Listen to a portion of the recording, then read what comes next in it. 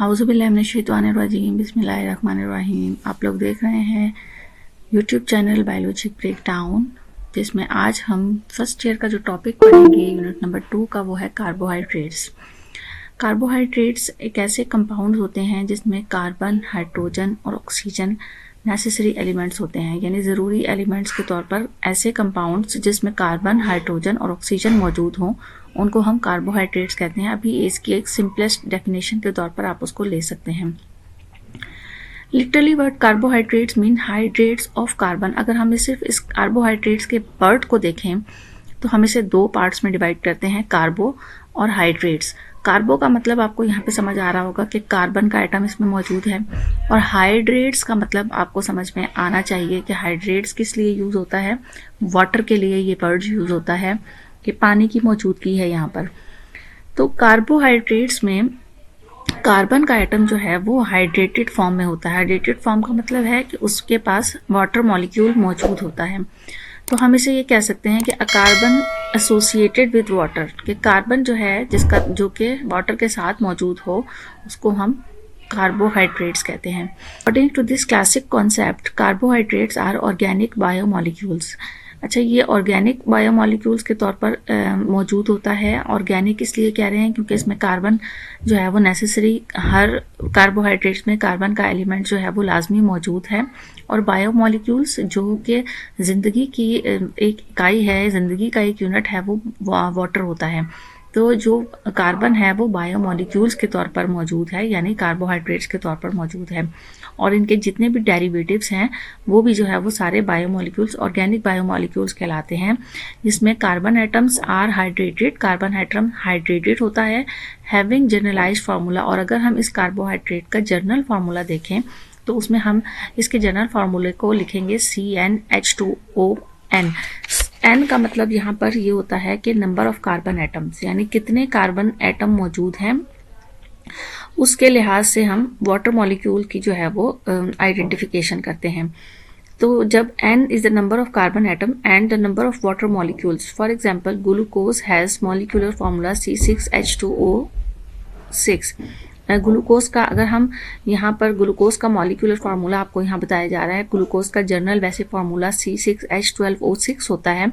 तो अगर हम C6 लेते हैं, यानी कार्बन के 6 मॉलिक्यूल्स लेते हैं और इस जर्नल फार्मूले के अंदर उसको अप्लाई करते हैं, तो यहाँ तो 6 आ जाएगा, H2O के साथ 6 मल्टीप्लाई होगा तो 12 आ जाएगा और O6 हो जाएगा। तो इस तरह से ग्लूकोज का मॉलिक्यूल C6H12O6 बनता है। This formula is not exactly applicable for in some cases. कुछ जगहों पर ये फार्मूला जो है वो एप्लीकेबल नहीं होता है। जैसे कि आपको यहाँ पर लैक्टिक एसिड, आपको एक जो है वो कंपाउंड नज़र आ रहा है जिसमें इसका फार्मूला है C3H6O3। तो इसको अगर हम सिंपलेस्ट रेशो में कन्वर्ट करें तो वही सिंपलेस्ट रेशो बनती है जो कार्बोहाइड्रेट्स की बन रही है, 1:2:1 की।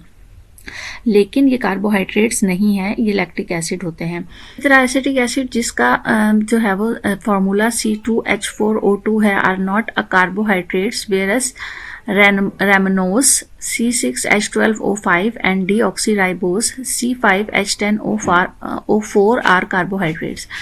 अच्छा, बहुत सारे ऐसे कंपाउंड हैं जिनमें जो सिंपलेस्ट रेशो है वो 1:2:1 का बन रहा है, लेकिन वो कार्बोहाइड्रेट्स नहीं है। और बहुत सारे ऐसे कंपाउंड्स भी मौजूद हैं जिनका रेशो 1:2:1 का नहीं बन रहा है, लेकिन उसके बावजूद वो कार्बोहाइड्रेट्स में शामिल होते हैं। जैसे यहाँ आपको बताया गया है कि रैमनोज और डीऑक्सीराइबोज जो है वो कार्बोहाइड्रेट्स हैं। इनको हम आगे जाके डिस्कस करते हैं कि ये कैसे कार्बोहाइड्रेट्स हैं और वो किस तरह से कार्बोहाइड्रेट्स नहीं हैं। तो carbohydrates are not chemically defined as, अगर हम कार्बोहाइड्रेट को केमिकली डिफाइन करें तो हम उसकी प्रॉपर डेफिनेशन ये बताएंगे कि organic compounds that are either polyhydroxy aldehydes और पॉलीहाइड्रोक्सी कीटोन्स।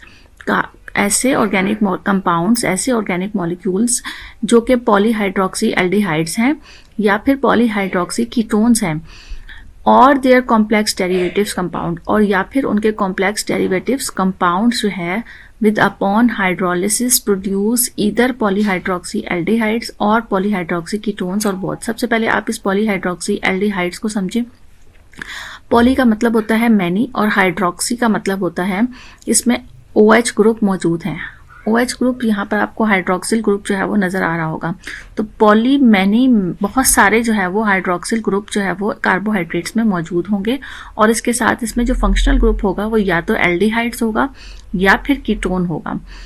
तो हमने कार्बोहाइड्रेट्स की डेफिनेशन को, जर्नल डेफिनेशन को कैसे लिया कि ऐसे ऑर्गेनिक कंपाउंड जो कि या तो पॉलीहाइड्रोक्सी एल्डिहाइड्स हैं या फिर पॉलीहाइड्रोक्सी कीटोन्स हैं, या फिर इन्हीं से बने हुए पॉलीहाइड्रोक्सी एल्डिहाइड या पॉलीहाइड्रोक्सी कीटोन ही से बने हुए कॉम्प्लेक्स डेरिवेटिव्स कंपाउंड्स हैं। और मज़ीद आपको ये बताया गया कि जब इनकी हाइड्रोलिसिस की जाती है, यानी जब इन्हें पानी में डिसॉल्व किया जाता है, तो ये पॉलीहाइड्रोक्सी एल्डिहाइड और पॉलीहाइड्रोक्सी कीटोन्स में डिवाइड हो जाते हैं। यानी भी कार्बोहाइड्रेट्स का कंपाउंड के अंदर क्या चीज़ें नेसेसरी होनी चाहिए। हाइड्रोक्सिल ग्रुप बहुत जो है वो नेसेसरी है कि कार्बोहाइड्रेट्स में हाइड्रोक्सिल ग्रुप मौजूद हैं, और इसके साथ साथ एल्डिहाइड का ग्रुप या फिर कीटोन का ग्रुप मौजूद है। तो हम उसे कहेंगे कि ये जो है वो एक कार्बोहाइड्रेट्स है। नेक्स्ट जो टॉपिक है वो हमारा है हम कार्बोहाइड्रेट की क्लासिफिकेशन को पढ़ेंगे, कि हम देखते हैं कि कार्बोहाइड्रेट्स को कितनी क्लासेस में जो है वो डिवाइड किया गया है। तो यहाँ आपको ये इंट्रोडक्शन छोटा सा बताया गया है कि carbohydrates are commonly known as sugars और सैकराइड्स। आमतौर पर कार्बोहाइड्रेट को शुगर या सैकराइड्स भी कहा जाता है। Most of the familiar carbohydrates are sweet in taste, और जो सबसे ज़्यादा जाने पहचाने कार्बोहाइड्रेट्स हैं उनका जो टेस्ट होता है वो बहुत मीठा होता है। इसी वजह से वर्ड सैकराइड्स जो है वो, जो कि डिराइव्ड हुआ है ग्रीक वर्ड से। ग्रीक वर्ड बेसिकली क्या था, सैकरोन था, और इस सैकरोन का मतलब था शुगर। तो इस सैकरोन वर्ड से सैकराइड्स वर्ड ड्राइव्ड हुआ है, और चूंकि ज़्यादातर जो है वो कार्बोहाइड्रेट्स स्वीट टेस्ट के होते हैं, मीठे टेस्ट के होते हैं, इसलिए इनका नाम जो है वो सैकराइड्स रख दिया गया है। तो which means classification of carbohydrate is based upon number of saccharides units. और अगर हम कार्बोहाइड्रेट्स की क्लासिफिकेशन करें तो वो इन्हीं सैकराइड्स यूनिट्स के नंबर पर डिपेंड करती है। Carbohydrates are generally classified into 3 groups. हम जनरली कार्बोहाइड्रेट्स को 3 ग्रुप्स में डिवाइड करते हैं, monosaccharides, oligosaccharides and polysaccharides. Monosaccharides, oligosaccharides and polysaccharides. Monosaccharides का मतलब है कि इन कार्बोहाइड्रेट्स के अंदर एक सैकराइड्स का ग्रुप मौजूद होगा। ओलिगोसैकराइड्स का मतलब है, ओलिगो मतलब होता है फ्यू, तो ओलिगोसैकराइड्स का मतलब है कि इन सैकराइड्स में कुछ सैकराइड्स के ग्रुप्स मौजूद होंगे, और पॉलीसैकराइड्स का मतलब है कि इन सैकराइड्स में बहुत सारे सैकराइड्स के ग्रुप्स शामिल होंगे। तो हम इनका कंपैरिजन करते हैं, इनके कैरेक्टरिस्टिक्स को देखते हैं कार्बोहाइड्रेट्स की, कि मोनोसैकराइड्स, ओलिगोसैकराइड्स और पॉलीसैकराइड्स किस तरह से एक दूसरे से डिफरेंट होते हैं। मोनोसैकराइड्स जो होते हैं वो सिंगल सैकराइड यूनिट्स होते हैं। ओलिगोसैकराइड्स होते हैं उसमें 2 से लेकर 10 तक सैकराइड्स यूनिट्स मौजूद होते हैं, और जो पॉलीसैकराइड्स होते हैं उनमें 10 saccharides units, more than 10 saccharides unit, 10 saccharides unit से ज़्यादा यूनिट्स मौजूद होते हैं। They are simplest carbohydrates, therefore they can not be further hydrolysed. ये बहुत सिंपलेस्ट कार्बोहाइड्रेट होते हैं, इसलिए इनको मज़ीद आप हाइड्रोलाइज्ड नहीं कर सकते हैं, यानी मज़ीद ब्रेक करके उससे सिंपल यूनिट में कन्वर्ट नहीं कर सकते हैं। ओलिगोसैकराइड जो है वो लेस कॉम्प्लेक्स स्ट्रक्चर होता है, इसको आप हाइड्रोलिसिस इसकी कर सकते हैं, और इससे एक जो ओलिगोसैकराइड का यूनिट है उसे आप 2 से 2 एंड मैक्सिमम 10 मोनोसैकराइड्स के यूनिट हासिल कर सकते हैं। पॉलीसैकराइड्स जो हैं वो हाईली कॉम्प्लेक्स स्ट्रक्चर होता है, सो अपॉन हाइड्रोलिसिस दे यील्ड एटलीस्ट 11 मोनोसैकराइड्स। तो इनको जब हाइड्रोलिसिस की जाती है, यानी इनकी जब ब्रेक डाउन होती है, तो उससे आप 11 मोनोसैकराइड्स के यूनिट हासिल कर सकते हैं। मोनोसैकराइड्स जो होते हैं वो हाईली सॉल्युबल होते हैं वाटर के अंदर, ओलिगोसैकराइड्स लेस सॉल्युबल होते हैं वाटर में, और जो पॉलीसैकराइड्स होते हैं वो जनरली इनसॉल्युबल होते हैं वाटर के अंदर। मोनोसैकराइड्स जो है वो स्वीटेस्ट होते हैं अमंग ऑल कार्बोहाइड्रेट्स। जितने भी कार्बोहाइड्रेट्स हैं उनमें सबसे ज़्यादा स्वीटेस्ट जो क्लास है वो मोनोसैकराइड्स है। ओलिगोसैकराइड लेस स्वीट्स होते हैं एज कम्पेयर टू मोनोसैकराइड्स, और पॉलीसैकराइड्स जो है वो टेस्टलेस होते हैं। तो ये हमारा एक टॉपिक था जिसमें हमने जनरल कार्बोहाइड्रेट्स के मुतालिक पढ़ा, और कार्बोहाइड्रेट्स की क्लासिफिकेशन को देखा। अब कार्बोहाइड्रेट्स की ये जो क्लासिफिकेशन है, जिसमें हमने 3 क्लासेस में इसको डिवाइड किया है, मोनोसैकराइड्स, ओलिगोसैकराइड्स, पॉलीसैकराइड्स, इनको हम 1 बाय 1 एक करके जो है वो डिटेल में स्टडी करेंगे। तो साथ रहिएगा इस यूट्यूब चैनल बायोलॉजी ब्रेकडाउन पर। अपना बहुत ज़्यादा ख्याल रखिएगा। अल्लाह हाफिज़।